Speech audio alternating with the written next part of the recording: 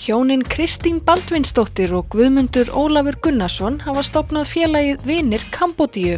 Það miðar að því að bæta menntun barna í Kambódíu. En hvernig ætli þetta hafi allt saman byrjað og hvar kviknaði áhuginn á Kambódíu? Sko, við fórum í ferðalag 2012 þegar við vorum útskrifaðir á háskólanum. Bara svona, eins og ógeðslega margir gera, bara svona Suðaustur-Asíu, túr og fórum til Indlands reyndar fyrst. Það var ótrúlega erfitt, það var ótrúlega gefandi. Svo komum við til Kambódíu og okkur leið ótrúlega vel og vorum rosalega snortin að landinu og sögu þjóðarinnar sem hefur gengið í gegnum alveg ótrúlegar hörmungar.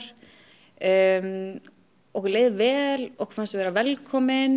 En svo þegar við vorum í Kambódíu þá kynntust við konu, kanadískri konu, sem var bent okkur á skóla sem var önnur kanadísk kona stofnaði.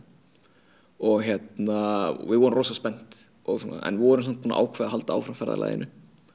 Þannig að við héldum áfram að ferðast eftir Kambódíu dvölin okkar þar. Já, á flugvélinni heim og þá svona eitthvað svona söfnun í Icelandair sem segir eitthvað svona, viltu gefa barni? Það stendur sko, wanna change a life of a child eða eitthvað svona og þetta svona það sem maður á að gefa klinkið og þetta svona vildarbörn, draumaferðin, eitthvað svona.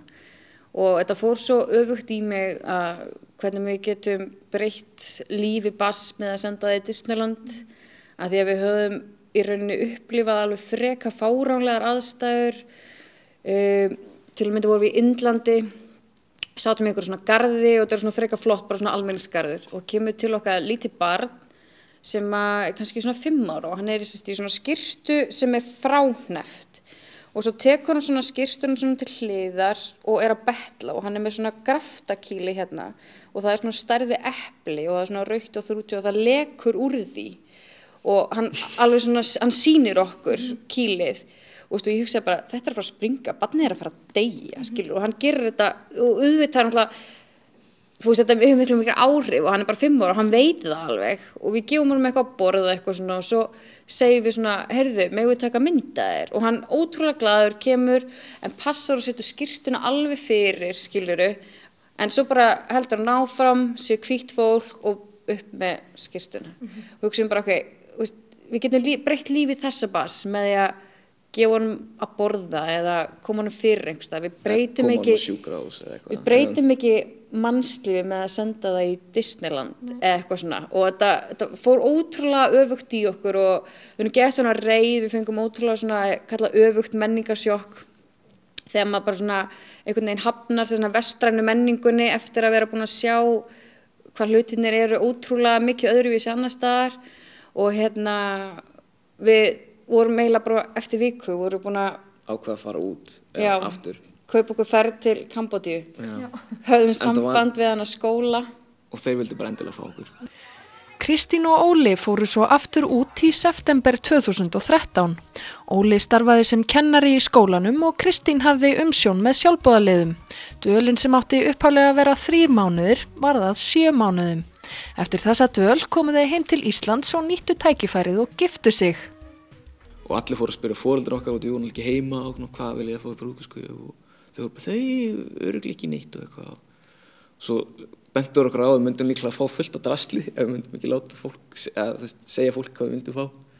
Þannig að við ákveðum að stofna þetta félag Vinir Kambódíu og sögðum fólki bara að það gæti lagt inn á þá síðan reikning á þeirra vegu. Og Vinir Kambódíu, fyrir hvað stendur þetta félag og hvert svona markmiðið?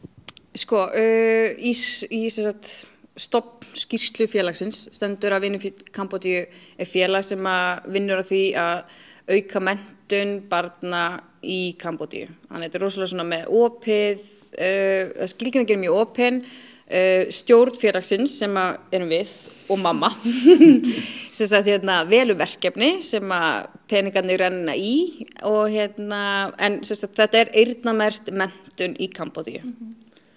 Og við náttúrulega sjáum öll kaup, pössum upp á og getum náttúrulega sýnt fram á hvert peningurinn fer. Þetta er svo lítið, það er svo auðvelt að sýna hver króna fer í og við getum þá bara sýnt fólki þegar þeir eru að styrkja hvað þeir eru að fara. Þetta laun hjá kennurum, matur fyrir krakka, skóla, svona aðbúnaðar, til dæmis bækur og pennar og svoleiðis og borð í kennslustofunni sem verið að byggja núna. En skólakerfið þarna úti, hvernig það? Sko, það bara ógeðslega lélegt og við einhvern veginn gerðum okkur ekki grein fyrir því fyrir eitt dæmi var að við fórum með vinahjónum okkar sem eru jafngömul og við, fórum með þau í brúðkaupsferð og við, þau giftu sig. Þau giftu sig, vorum úti og við buðum þeim í brúðkaupsferð og fórum með þau hérna suður eftir til Kampot, þar sem þau eiga heima núna. Í Kambódíu. Og og við fórum í siglingu og stelpan sem er kennari, hún er háskólamenntuð í Kambódíu, hún horfir svona á sjóinn og segir af hverju endar sjórinn, skilurðu, og við erum að reyna að útskýra fyrir henni að jörðin hnöttótt, eða spyr, drukknar ekki sólin þegar hún sest, og ef hún lendir í sjónum, og við heldum eiginlega bara hún væri svona grínast svolítið, og fyrir maður að útskýra fyrir henni að jörðin sé hnöttótt og sólin sefur aldrei, þú veist, hún skín bara á Íslandi þegar það ekki nóg. Jú, en amma mín sagði að, skilur, sólin sest og þá er það bara sannleikur, hún var 28 ára og hún var kennari, hún vinnur við að mennta börn og hún gerði sér ekki grein fyrir að jörðin væri hnöttótt og finnst ykkur þetta svona raunverulega endurspegla hvar menntunarstuðlinn er? Já, og þetta var rosalegt svona, hvað segir maður, svona reality check eða svona raunveruleika. Já, maður svona tók eftir, gerði sér grein fyrir hvað þið væri illa stödd. Já. En annars skólakerfið þannig að það ríkiskóli sem náttúrulega bara fullur, þeir hafa enga stjórn á því að kenna öllum börnunum.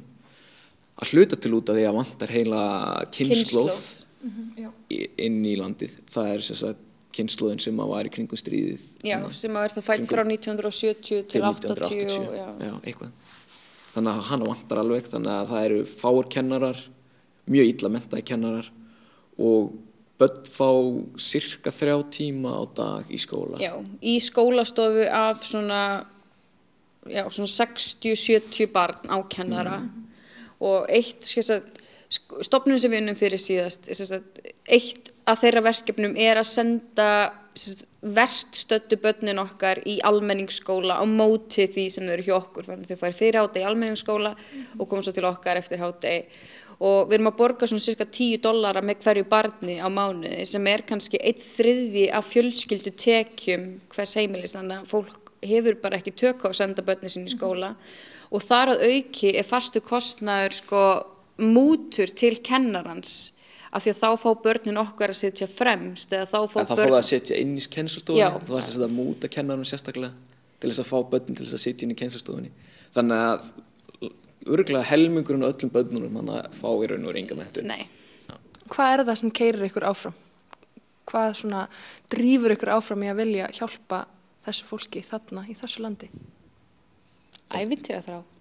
Já, líka bara börnin, þeir eru svo frábær og þegar maður í þorpinu allir kalla á maður bara hvert þú að fara kennari og svo virðingin og bara hlýjan, gleðin, eitthvað svona þú veist sem maður sér ekki allt of oft á Íslandi, þú veist það bara svona skín úr fólki gleðin og þau eru líka, þau geta tjá sig það og segja bara hvað þetta frábært og eitthvað svona. Og það kannski erfiðar að fá svoleiðis gleði hér. En einmitt þegar þið horfið hérna á Íslendinga, það hlýtur að vera mjög skrítið að koma heim með þessa reynslu á bakinu og horfa svona á íslenskt samfélag eins og það núna, eigið einhver góð ráð, til dæmis bara, eitthvað sem Íslendinga mættu taka sér til fyrirmyndar?